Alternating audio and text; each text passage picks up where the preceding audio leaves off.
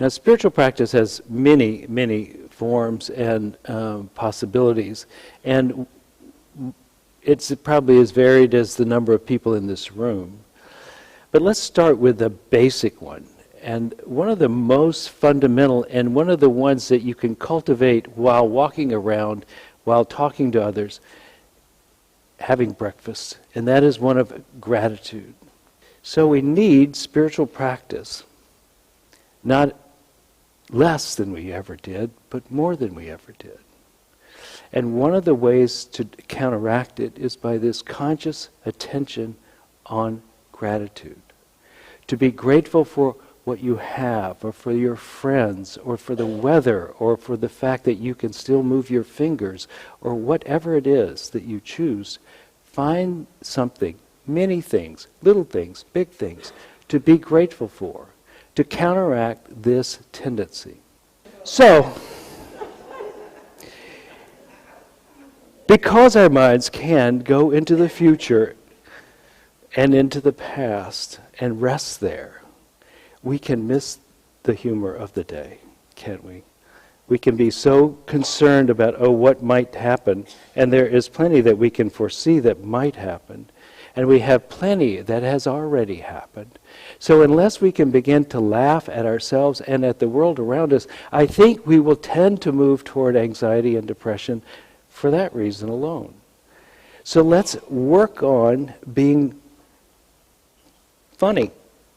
Let's practice that. So appreciation and humor, good beginnings, and now we get into the more subtle art of meditation.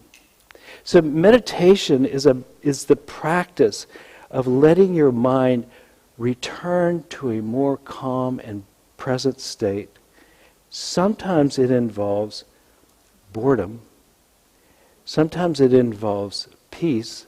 Sometimes you only get to the point where you recognize you're agitated.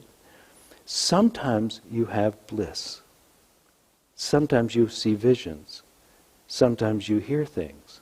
Sometimes you wake up to a new reality about yourself. All this can happen in meditation. So sometimes you're not ready to meditate.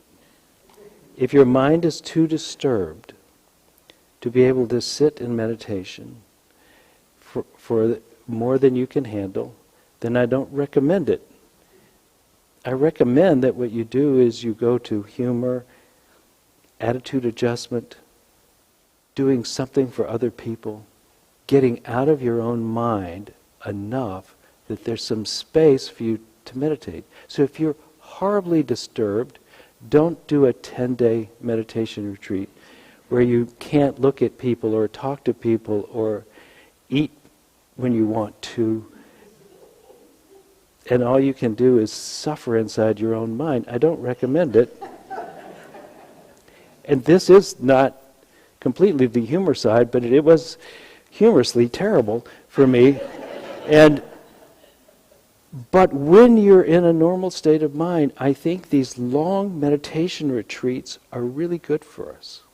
Well, if you think about it, it's probably true for many of us here that sitting for an hour seems like a very long time. But if you think how often we repeat the same thing over and over, an hour is not much time to break the habit of being yourself.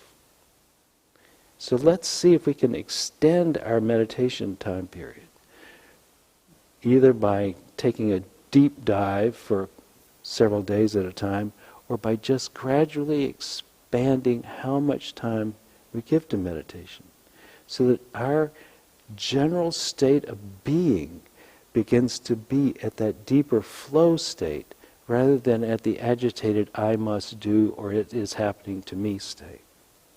The quieting of the body and the mind. Now, if you're doing that, then I think it's really important that you also get some exercise. Because there is a need in the body for the balance as well. The body and the mind talk to each other. And so if you're vigorous in your body and fully expressed in your body, then your mind is going to be in a happier state. So sit absolutely still. Move with vigor. Is two parts of the same method of releasing that which accumulates. So we've talked about gratitude and humor and meditation and activity. And then for those of you who can handle this, I recommend you get in the woods every day, to go out into nature. There's a tendency in this world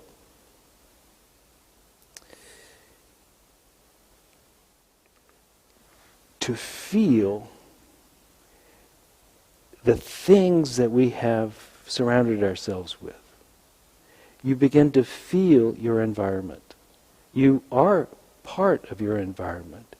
And so we begin to feel as our environment is.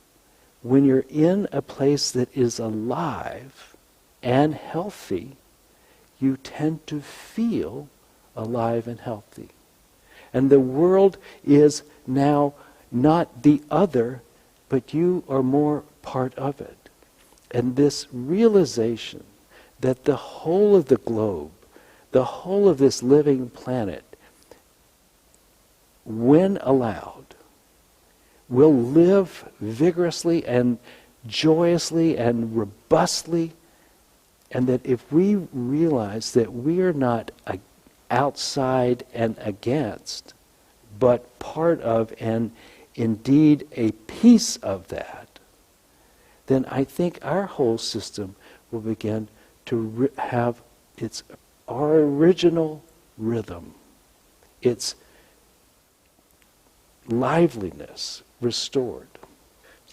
Finally, I'd like to talk about this idea of presencing just everywhere you are. But if you really, really focus your attention and hold it there, let's say for 5 minutes, and then at that moment you go expansive, you will feel this incredible spaciousness open up around you. And you become not just your little mindset, not the one that is thinking, and holding on to things, and afraid of things, and remembering things, and planning things, and etc. Your mind stops being all you are and becomes this thing inside of you. Does that make sense? But you have to focus it enough that it is like a balloon expanding when you go out. And you don't have to go out slowly, you can go out rapidly, so that you get the contrast of these two ways of being. One in which you're only the mind thinking. Two, you're the presence of all of it. And when you do this a few times, then you can just walk around being the presence. More of you is connected to everything. More of you is part of the big. And so your prayers